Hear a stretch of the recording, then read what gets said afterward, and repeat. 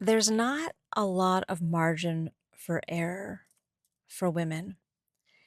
And I don't know that I always recognized that, or I don't think I did for a very long time. I didn't really even understand what I was actually up against as a woman, as a mixed race woman, as a woman who grew up with financial insecurity. You know, the parts that created my experience, I don't know that I really understood that for a really, really, really long time. And in this new path that I'm on, which I still want to consider my second act, is facing challenges that are sometimes not visible. Like I'm I feel like I'm a very really self-aware person. I've had a lot of success in my life. I feel really good about the work I've created, the impact I've had. I've essentially been advising top level leaders, top level women for a couple of decades, but I've never done my own thing like I'm doing now. And I don't have a lot of practice at making money for myself. So that's what I want to talk about. I just had this awareness. Like, it's interesting how that can happen. Does that happen to you? Like, where I've been having these, I'm very willing I want to be awake to the things that might be blocking my next level. But I do think we all have so many conscious and unconscious methods of protection, which is why I started this video saying that the margin of error is not, it's pretty small for women because have to we don't have the equity, we don't have the equality, and that's real. That's not just like a complaint. That is real. It's the real experience of women, and it definitely is more challenging for women of color, for Black women especially. And that whole environment has created so many methods of adaptation that have become who we think we are because of this world we live in and how much of it is based in production and obviously making money to live and survive. I share it like that because I live my life also very much from a spiritual context, and yet I recognize that I am embodied and I have a lot of ambition. I have goals, even though I've in many ways hit my professional goals, at least working inside organizations. And I've been on this journey for about 3 years. I was laid off in 2023. And even though I really felt that it was a blessing, truly, I was in that space of caring for both parents who are not together, who live in different parts of the country on the opposite side of the country from me. And I was in a lot of conflict about my mom, who's now since passed. She passed away suddenly, and I didn't think she was gonna be leaving us that soon. And I share that because when I was laid off, I was still very much focused on getting another paid position. The position I left was in a healthcare system that was one of the most awesome assignments I've experienced in this lifetime, and I know it was a divine assignment for so many reasons. And but I mean, honestly, I was beyond burnt out. I just didn't even know it because I have such depth and breadth for holding space. And I think as however I metabolize my life, and because I didn't get to have children, my life has very much been around my work and production. And a lot of that I could say is at a balance or has been at a balance, but it also fulfilled me in many, many ways. And it's the work that I don't think I'll ever not be working in some capacity. I don't wanna be working because I have to, but I do enjoy creating and collaborating and being in partnership with people. on shared goals, and now at this stage of my life, work that really has meaning for me, even more so, although that hospital role really became profoundly meaningful for me. As you can imagine, I joined 3 months before the pandemic. So, what I was sharing, though, was briefly my story about how when I was laid off, I was looking for a new role because I really wanted to be able to do more. I wanted more financial security at that time. I have not I was not in debt. I have not been in debt since 2021. I live a fairly financially solvent life, and I had an emergency fund. I had a severance package that was, my boss took care of me, and I appreciated that. And I still wanted to find that role because I wanted more support that I could count on to do more for my parents, to do more for my mom, and to do more for my father who did need some financial support. But after almost 4 months, it just wasn't happening, and it was for anyone that's on that path, it's just it's and now it's just a I think it's just kind of a mess with all the applicant tracking systems and AI, and, it's such a brutal I just think it's a brutal place for people to have to go through. I really wish that this method of recruiting and job applying was being updated, because I don't think it's healthy for our spirit. But at the time, I was really it could be demoralizing, and when you have such a strong body of work, or you've just worked for 20 plus years and you have a lot of experience and you've devoted a lot of your life, I don't feel like it should be that difficult to find something. That being said, there are a lot of people in the world. So, my point, though, in bringing that up is that that was the plan. So, when that wasn't working, I pivoted, and it kind of slowly built, but then I had like clarity that just kind of came through, and I went all in, and I've been learning the online space, and I'm not going to share my whole story about that. What I wanted to share is that that margin of error that I mentioned in the beginning was because I'm learning more and more how many things I do unconsciously to protect some sense of self, which is a very common thing, but I also believe you have to be willing to sacrifice some of that, especially if you want to be an entrepreneur, especially if you want to build something, because that's why not everybody does it. It requires us to do something, not to like have it not for the sake of it being challenging, but it's challenging because we don't have a lot of practice, because we have built lives with a lot of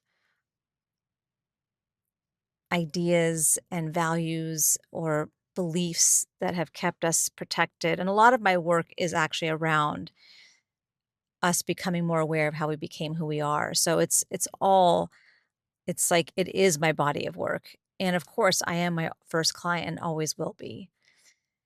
And something that I just really became aware of in the last like 36 hours is that I know how to make money for other people. I know how to build visions and deliver on strategies. I know how to get shit done. I know how to create. I'm a visionary. I am a pattern recognizer. I've always just had that ability. It doesn't take me very long in any experience to like just see what's happening. That psychosocial dynamic, that's my jam. And I'm also very much an encourager of this human condition to help us get beyond it. And my heart and my focus has been on women for a long time now. And my body of work now as an entrepreneur is very much focused in that. And I just realized like it's been challenging for me to create streams of income because I am not interested in doing cold DMing. And I've been focused on building a platform so that it would be more inbound. And that hasn't really worked for me yet. And anyways, that's kind of part of the story. But really, what I wanted to acknowledge, because I don't think I'm alone in this, is, and it's not just like, oh, I can take everyone else's dream. Like, oh, I've been devoted to taking my dream. I have been all in for over 2 years. I've been, there was some distraction with my mom passing away in her estate. There was definitely things that interrupted that. But I've devoted so much time and energy to this, more than I think most people do, and I'm pretty, um there's a Japanese proverb, "Nana kurobiya oki." Nana kurobiya oki, which means fall down 7, get up 8. And somebody introduced me to that quote a long time ago, and it's just kind of been a mantra for me. So that's not the thing, but and I don't even really have money issues. Like, I don't feel like I'm really clear about what my value is. I don't have a desire to create services that I'm not being paid what I know that my time is worth. And yet, I'm aware that I have not really done the work. It would be easier for me to do cold DMing for other people, but I still wouldn't do that for other people either. So I think I don't have a conclusion for this video. It's more that I wanted to share how powerful this awareness is. And for me, when I like have this aha like this, where it is kind of like not a smack, but it's like, whew, I can't, once I declare this awareness for myself, it's present now. It's the work that I'm committed to doing. But it was really interesting to just acknowledge that like I can make money for a lot of people, but I haven't yet learned how to make money for myself. And I just had this awareness, just this moment was like a lot of my career, I was being invited to jobs. I was not, I mean, I hustle in the work, but I think I built a persona around, just being indispensable in the best way, obviously not always the healthiest way, but in the best way of like, I wasn't ever doing things that I didn't love. I wasn't ever pretending. I wasn't faking it.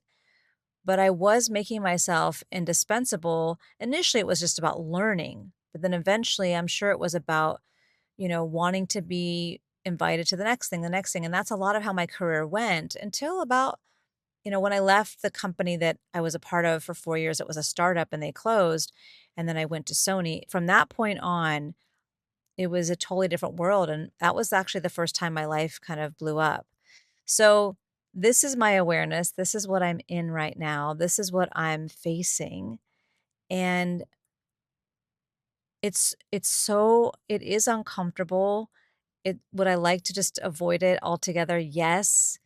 And part of why I wanted to share this was to be bold and be brave and to acknowledge, because I think if you're watching this video, you likely have something similar, and I'm just really aware that it's not like a defect in me, it's a conditioning, it's what was learned.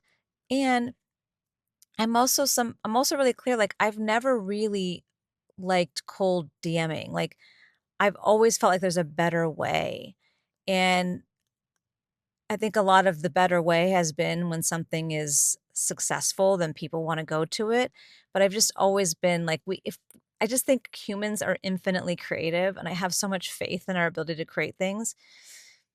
So, anyways, I don't have an answer for that, but my point is, like, that has never been my jam, and it's always been easier for me to make the call, reach out, champion others. I've had to really learn to put myself out there. Like, I'm not afraid to be on camera, but I'm realizing that I'm challenged at being vulnerable or really asking for what I want. So those are some of the things I'm gonna be challenging myself, like on my social media, for example. But reaching out for opportunities is definitely a challenge I'm gonna have to step into. And I think when you get to a place of your life where you have so much experience and you know how kick ass you are and you know how much you've contributed, the idea of like going out in that way, I think it's hard to swallow. It's a thing that our ego doesn't want to do, you know? So it's definitely humbling, But I also just wanna offer that I don't even think it's about, like, I'm not humble. It's just I don't have experience doing that. I'm not practiced. And I have worked really hard. I don't want to build the yellow brick road. I feel like I built it already. And so I'm just so present to that experience. And I have so much empathy, not just for myself, but for all of us. And I know this is universal, but my heart and my energy is really focused on women because I really feel like women, and then I'm a Gen X woman, so Gen X women, we're survivors and we've made lemonade, but I do think we've put our heartfelt desires in the back seat, and I think so many Gen X women have just accepted it and have made pretty good lives in many ways around it, but I don't think that we've brought our essence. I have dear friends that I can say I don't believe they're bringing their essence. They've built a life that was what we believed was a good life, but one that never really encouraged us to consider, "Why am I here? What is my life for?" And I don't believe any human being came here just to procreate, just to make money, or even just to marry or partner.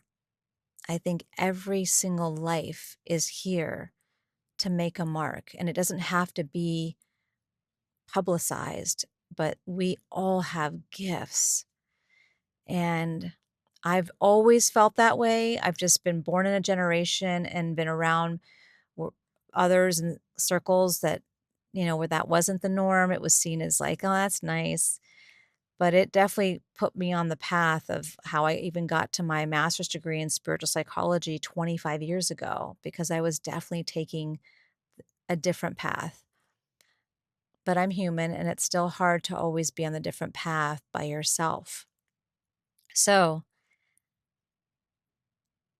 yeah, my name is Jennifer. If you're new to my channel, my name is Jennifer. And I was showing up every day to create videos because my intention is to remind you that your truth is your power and to trust yourself because that is how your life transforms. I will offer that I haven't, and I'm not sure I'm gonna keep posting every day. I'm gonna take that pressure off of myself because I've posted about 80 videos and I haven't quite found my rhythm that allows me to make sure that able to be me. I don't have hours and hours to pour into it. And I recognize that I haven't really been good about just talking about my life. I am a teacher. I'm a natural teacher. And that doesn't always work without all the bells and whistles of editing and all the good stuff, and that's not something I'm able to do right now, but I am committed to myself, to my expression, and to doing everything I can to make this world a better awesome place. Until next time.